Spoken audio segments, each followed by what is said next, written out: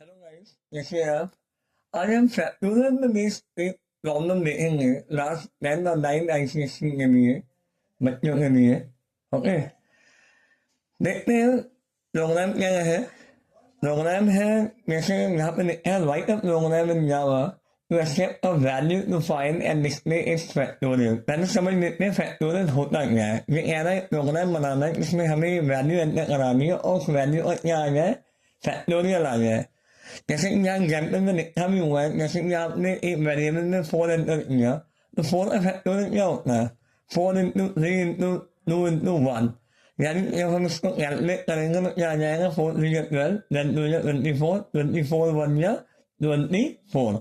Similarly अगर 5 का factorial है तो 5 multiply by 4 multiply by 3 multiply by 2 multiply by 1, ये कैलकुलेट होके आएगा 120।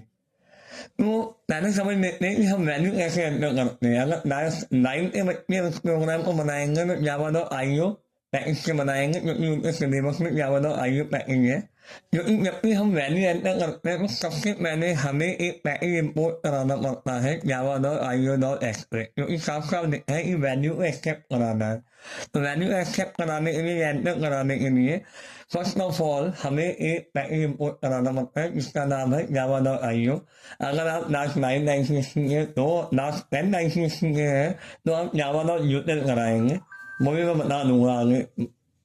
ओके, उसके बाद हम लास्ट का नाम लिखते हैं। लास्ट का नेम मीनिंगफुल होना चाहिए क्योंकि हम फैक्टोरियल के लिए बना रहे हैं तो फैक्ट आएगा। ओके, कभी मैं ओपन पब्लिक स्टैटिक वॉइड में ये ऐसे लिखा आएगा जैसे आपका स्ट्रिंग ARGS स्क्वायर ब्रैकेट, ये रोज लिखा हुआ है। ओके, PHROWS रोज, यानी ये संख्या आया नहीं था। रोज आगे है, लास्ट का नाम आएगा, सेक्शन में एक ही लाइन में आएगा, नीचे नहीं आएगा, यहाँ जगह नहीं है। करली ब्रैकेट ओपन करेंगे, उसके बाद हम इनको स्क्रीन रीडर और बफर रीडर का ऑब्जेक्ट बना देंगे जैसे कि मैंने यहाँ पे बनाया है। जो ऑब्जेक्ट का नेम आप कुछ भी दे सकते हो, मैंने इनिशियल ले लिया ISR इक्वल टू न्यू, इनको स्क्रीन रीडर और उसके अंदर मैंने पास किया सिस्टम डॉट इन, जो कि इसमें होता ही होता है। ओके, उसके बाद बफर रीडर आता है, उसका ऑब्जेक्ट हम बनाते हैं, मैंने लिया है, आप कुछ भी दे सकते हो। उसके बाद न्यू ऑपरेटर आएगा equal to new buffer reader, उसके अंदर हम ऊपर वाली क्लास का जो ऑब्जेक्ट है वो हम यहाँ पे पास करा देंगे। उसके बाद हम तीन वेरिएबल डिक्लेयर करते हैं। आई लेते हैं नॉर्मली हम लूप चलाने के लिए, क्योंकि लूप हम कब चलाते हैं जबकि कोई टास्क या कोई भी ऑपरेशन बार बार हमें कराना होता है, जैसे कि यहाँ पे मल्टीप्लाई वन टाइम नहीं मल्टीपल टाइम्स होना है। तो उसके लिए हम लूप के लिए नॉर्मली हम आई लेते हैं वेरिएबल। एन दिया है यहाँ पे उस वैल्यू को एंटर कराने के लिए जो हमें यहाँ पे बोला गया है क्वेश्चन में कि वैल्यू एंटर करानी है। और एफ में हमने वन लिया है, एफ का पता चलेगा क्या यूज है।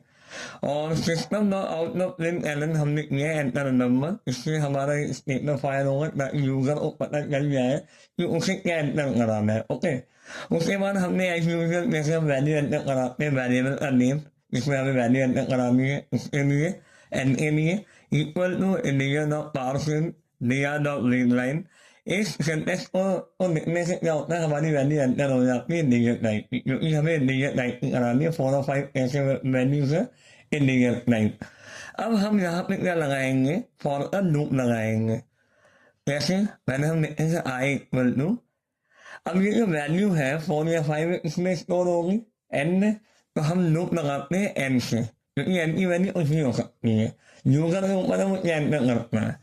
अब गौर करने वाली बात यह है कि ये लूप चलेगा कैसे, डिसेंडिंग में या असेंडिंग में। आप देख रहे हो हर बार वैल्यू 1 नंबर से डिक्रीज हो रही है। 4 minus 1 3, 3 minus 1 2, 2 minus 1 1।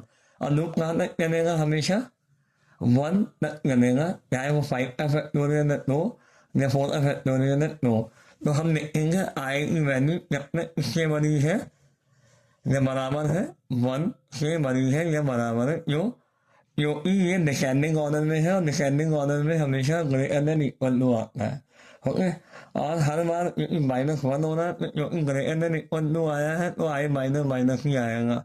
Descending order का ये फॉर्मूला होता है, ये रूल होता है। आप समझ लो फॉर्मूला क्या, ये रूल होता है कि हमेशा जब भी हम डिसेंडिंग ऑर्डर में चलते हैं तो हम आएगी वैल्यू को उस वैल्यू में रखते हैं और जो डिसेंडिंग में तो आई ग्रेटर देन इक्वल टू 1 आता है और जब ग्रेटर देन इक्वल टू आ रहा है तो आई माइनस माइनस आएगा जैसा कि हम यहाँ क्वेश्चन में देख रहे हैं एग्जाम्पल में हम देख रहे हैं और जब जब ये कंडीशन है क्या होता है कंडीशन ओपन के साथ एफ में क्या आता है एफ इंटू आई आता है जो पहली बार एफ में क्या है 1 आई में क्या है मान लीजिए आपने एन में 4 एक्सप्लोर किया 4 स्टोर करते ही आई में 4 आ गए 4 1 से बड़ा है ये बराबर है एंटर होगा पहली बार 1 इंटू 4 क्या आ गया 4 फिर नेक्स्ट टाइम जब आई माइनस माइनस होगा तो 4 माइनस 4 क्या हो जाएगा 3 1 से बड़ा है तो फिर एंटर होगा फिर 4 3 या 12 ऐसे ही फिर आगे वो बढ़ता रहेगा और करता रहेगा और जब ये आखिरी तक चल जाएगा तब फाइनली एफ में क्या आ जाएगा 24 ओके 24 आते ही जब कंडीशन फेल हो जाएंगी आई की वैल्यू कभी ना कभी 0 होगी और 0 1 से बड़ा नहीं होगा ना ही बराबर होगा तभी वो टर्मिनेट हो जाएगा यानी लूप से बाहर आ जाएगा कंट्रोल तो हम वहाँ पे क्या प्रिंट करा देंगे system dot out dot print L N और यहाँ पे हम देंगे factorial of a number is okay